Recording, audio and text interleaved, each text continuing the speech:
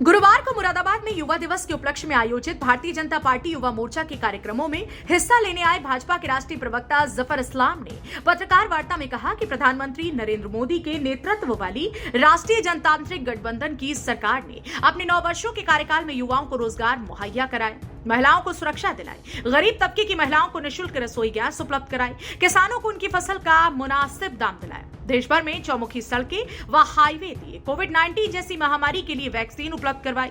पूर्व सांसद जफर इस्लाम ने कहा कि देश में आज यूनिकॉर्न की संख्या 100 के पार पहुंच चुकी है, जिसकी कीमत करीब 7.5 हजार करोड़ की है। इस मौके पर भाजपा जिला महामंत्री राजन बिश्नोई, भाजपा जिला मीडिया प्रभारी संजय ढाका, क्षेत्रीय सह मीडिया प्रभारी निमित्त भाजयूमो, जिला अध्यक्ष अरुण पंडित, पूर्व जिला मंत्री अभिषेक सिंह निशु, सुमित दिवाकर आदि उपस्थित रहे। सबसे पहले तो आप लोग सभी का स्वागत है हमारे कार्यालय में। आज काफ़ी दिनों बाद मैं आया हूँ, लगभग 1.5-2 महीने के बाद। गुजरात इलेक्शन में बिजी था, इसलिए यहाँ पर आना कम हुआ। कोई ख़ास मकसद नहीं है आज के प्रेस वार्ता का, लेकिन आपसे रूबरू होके मौका मिला है तो कुछ बात करने का मौका मिला है तो हम बात करेंगे। आज आपको जैसा मालूम है कि आज पूरे देश में राष्ट्रीय युवा दिवस मनाया जा रहा है और उसी के अवसर पर यहाँ पर हमारे पार्टी ने बहुत सारे खेलकूद का कार्यक्रम रखा था और उस कार्यक्रम में हमें भाग लेने का जो है मौका मिला। हमारे यूथ विंग जो है, हमारा जो युवा मोर्चा है, उसने बहुत सारे कार्यक्रम को ऑर्गेनाइज़ किया था और हम सुबह में एक मैराथन में जो है हमने भाग लिया और मैराथन में भाग लेने के बाद और भी कई और कार्यक्रम चल रहे हैं। पूरे दिन कार्यक्रम चलते रहेंगे। युवा पीढ़ी को हम जिस तरह से प्रोत्साहन करते हैं, हमारी सरकार करती है, उसी कड़ी में आज ये बड़ा जो स्वामी विवेकानंद जी की जयंती पर मनाया जा रहा है। सभी को मालूम है स्वामी विवेकानंद जी के बारे में कि उन्होंने बराबर, वो खुद युवा थे और युवा के लिए प्रेरणा स्रोत आज है। इसलिए कि युवा पीढ़ी जो है हमारे देश की, वो सिर्फ देश में नहीं, पहले दुनिया के लिए एक प्रेरणा के तौर पर उभर कर आ रही है। चाहे वो टेक्नोलॉजी का फील्ड हो, चाहे और किसी फील्ड में, चाहे फाइनेंस का फील्ड हो, चाहे राजनीति का फील्ड हो। आप देखिए यूके में भी आज यंग प्राइम मिनिस्टर है, वो भी भारतीय मूल का है। और अगर आप देखें दुनिया के बहुत सारे ऐसे बड़ी कंपनियां हैं जिसके भी जो युवा जो सीईओ है वो भारतीय मूल के हैं और भारत के नागरिक आज भी हैं। ऐसे लोग भी वहाँ पर बने हैं सीईओ। इससे समझ में आता है कि भारत में जो प्रतिभा है और जो टैलेंट है उसको उभारने का काम हमारी सरकार बार बार करती है। और इस तरह के कार्यक्रम, खास कर युवा दिवस पे जिस तरह के बड़े कार्यक्रम करती है, उससे लोगों में उत्साह, युवा पीढ़ी में उत्साह जो है वो हम बार बार करने की कोशिश करते हैं। खेल जगत में आप देखिए युवा पीढ़ी अच्छा कर रही है। आप पॉलिटिक्स की जगत में देखिए युवा पीढ़ी अच्छा कर रही है। आप अगर टेक्नोलॉजी के फील्ड में देखें युवा पीढ़ी अच्छा कर रही है। आप मेडिकल साइंस के फील्ड में देखिए युवा पीढ़ी अच्छा करता है। आप साइंटिस्ट देखिए, एक से एक साइंटिस्ट जो है हमारे देश, हमारे भारतीय मुल्क के, पूरे दुनिया में है। इन लोगों की जो कोशिश है और उनके जो इनिशिएटिव है, उससे सिर्फ देश की जनता नहीं, देश मजबूत नहीं है, बल्कि जनता को उसका लाभ मिला है। अब देखिए, छोटी सी बात कहता हूँ मैं, स्टार्टअप से जब हमारी सरकार आई थी तब तो करीब 6-7 हज़ार स्टार्टअप्स थे। आज पूरे देश में लाखों स्टार्टअप्स हैं और उस पूरे स्टार्टअप्स का जो मकसद है वो यही है कि कुछ न्यू इनोवेशंस करना है और उस न्यू इनोवेशंस के लिए हमारी सरकार सपोर्टिव रहती है। कितना इंक्यूबेशन सेंटर हमने सपोर्ट किया है, हमने फाइनेंशियल असिस्टेंस दिया है, हमने हर तरह की सुविधाएं जो है हमारी सरकार ने दी है। और उसका कारण है कि आज बहुत सारे ऐसे स्टार्टअप्स हैं जो $1 बिलियन वाली कंपनी दुनिया में उभर कर आई है और उसका श्रेय हमारे युवा पीढ़ी को जाता है, जिसके लिए देश पूरे तौर से, हमारी सरकार, हमारा देश पूरे तौर से उनके लिए समर्पित है। इसलिए कि उनकी प्रतिभाओं की वजह से देश आगे बढ़ रहा है। हमारी उम्मीद भी है हमारी युवा पीढ़ी से। इसलिए हमारे आदरणीय प्रधानमंत्री जी, देश के प्रधानमंत्री जी ने युवा पीढ़ी को हर समय प्रोत्साहन दिया है, सपोर्ट किया है और मोटिवेट किया है और एक गाइड की तरह उन्हें लीड किया है।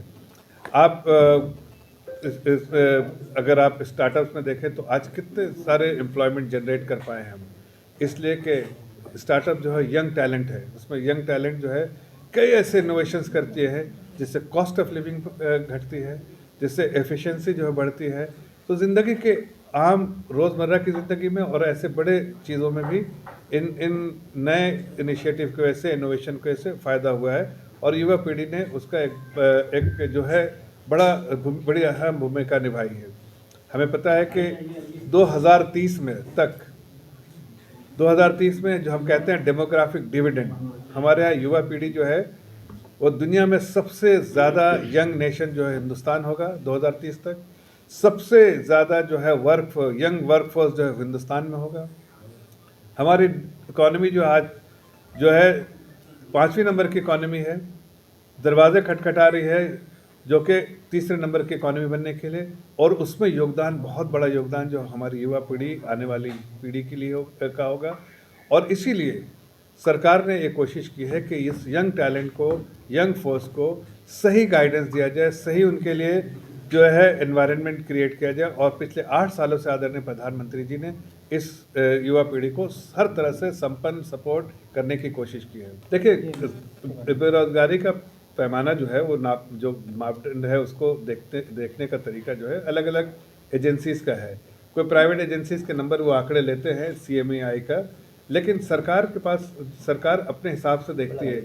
ये बात सही नहीं है कि जो है इसलिए कि सर्वे का जो सैंपल सर्वे और जो मॉडल है वो मुझे लगता है कि कहीं ना कहीं उसमें जो कमी है, लेकिन उसको अगर फिर भी मान लें आप तो ठीक है। पूरे दुनिया में के परिप्रेक्ष्य में देखिए तो कहीं ना कहीं इन्फ्लेशन के बढ़ने से और जो दुनिया में जो कंपनियां जो अच्छा नहीं कर रही हैं उससे बहुत सारी नौकरियां गई हैं। लेकिन भारतवर्ष में देखिए, अगर आप देखिए प्री कोविड लेवल से जो लेवल था और आज के लेवल में बहुत मात्र सा अंतर अभी पिछले कुछ दिनों में हुआ है, वो भी यूक्रेन वार के बाद ऐसा थोड़ा सा आंकड़ा देखा है। लेकिन फॉर्मलाइज जॉब में देखिए तो EPFO के नंबर देखिए, ESIC के नंबर देखिए, Naukri.com के देखिए, तो सब में दिखता है कि नौकरियां तेज़ी से बढ़ रही हैं। जो स्किल्ड जॉब है बहुत तेज़ी से बढ़ रही है, लेकिन हो सकता है इनफॉर्मल सेक्टर में, इसलिए कि जो डेटा आ रहा है उसमें इनफॉर्मल सेक्टर का थोड़ा है, हो सकता है कि कहीं कमी हुई। लेकिन ज़मीन पर जाइए तो आप आज भी आपको वर्कफोर्स जो है वो ईजिली जैसे पहले कोविड के टाइम पे अवेलेबल था वैसे नहीं है। उससे समझ में आता है कि जो प्रोजेक्ट किया जा रहा है उसमें सच्चाई नहीं है। हकीकत तो है कि नौकरियां भी हैं, नौकरियां क्रिएट करने के लिए सरकार भरपूर कोशिश कर रही है। और ऐतिहासिक फैसला लिया था पिछले बार इंफ्रास्ट्रक्चर में, जो बजटरी एलोकेशन था, सबसे बड़ा बजटरी एलोकेशन पिछले बार हुआ था और उम्मीद करते हैं कि इस बार भी, इसलिए कि इंफ्रास्ट्रक्चर में दोनों काम होते हैं, सबसे ज़्यादा नौकरियाँ क्रिएट होती हैं और साथ साथ जो GDP का भी कंट्रीब्यूशन, नेशनल GDP में बड़ा कंट्रीब्यूशन होता है।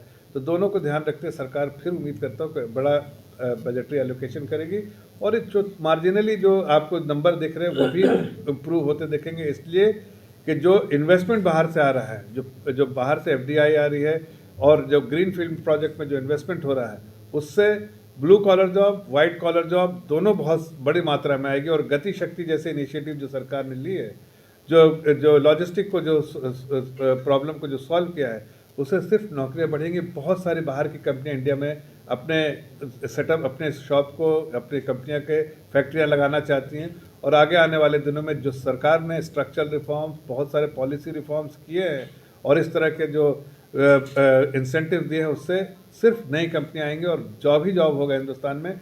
और ये जो फ्यूचर है हमारे यूथ का, वो बहुत ब्राइट फ्यूचर है।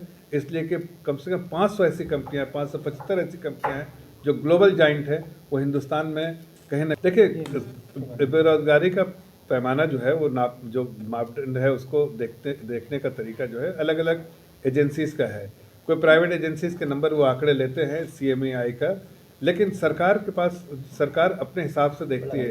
ये बात सही नहीं है कि जो इसलिए कि सर्वे का जो सैंपल सर्वे और जो मॉडल है वो मुझे लगता है कि कहीं ना कहीं उसमें जो कमी है, लेकिन उसको अगर फिर भी मान लें आप तो ठीक है। पूरे दुनिया में के परिप्रेक्ष्य में देखिए तो कहीं ना कहीं इन्फ्लेशन के बढ़ने से और जो दुनिया में जो कंपनियां जो अच्छा नहीं कर रही हैं उससे बहुत सारी नौकरियां गई हैं। लेकिन भारतवर्ष में देखिए, अगर आप देखिए प्री कोविड लेवल से जो लेवल था और आज के लेवल में बहुत मात्र सा अंतर अभी पिछले कुछ दिनों में हुआ है, वो भी यूक्रेन वार के बाद ऐसा थोड़ा सा आंकड़ा देखा है। लेकिन फॉर्मलाइज जॉब में देखिए तो ईपीएफओ का नंबर देखिए, ईएसआईसी के नंबर देखिए, Naukri.com के देखिए, तो सब में दिखता है कि नौकरियां तेज़ी से बढ़ रही हैं। जो स्किल्ड जॉब है बहुत तेज़ी से बढ़ रही है, लेकिन हो सकता है इनफॉर्मल सेक्टर में, इसलिए कि जो डेटा आ रहा है उसमें इनफॉर्मल सेक्टर का थोड़ा है, हो सकता है कि कहीं कमी हुई, लेकिन ज़मीन पर जाइए तो आप आज भी आपको वर्क फोर्स जो है वो ईजिली जैसे पहले कोविड के टाइम पे अवेलेबल था वैसे नहीं है।